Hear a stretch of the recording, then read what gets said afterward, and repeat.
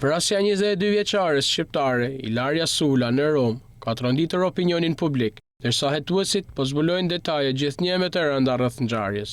Provat e mbledhura në banesën e Mark Samson, 23 vjeçarit që ka rrëfyer krimin, hedhin dritë mbi një skenar të ftohtë dhe të planifikuar, ku përpiqet të fshihet e vërteta.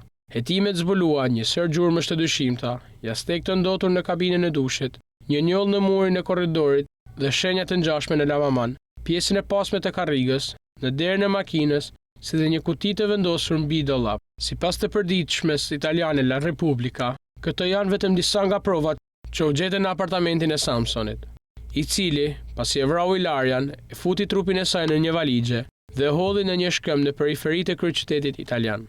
Në shumë nga këto prova, janë gjetur gjurmë të materialit biologjik si flok, pështym dhe gjak. Megjithatë, një vëmendje e veçantë i është kushtuar leckës së njollosur me një substancë të kuqe, që besohet të jetë përdorur për të pastruar gjurmët e krimit pas vrasjes. Nëse analizat e konfirmojnë se substanca është gjak, kjo do të përforcojë versionin edhe nga Samson dhe nëna e tij.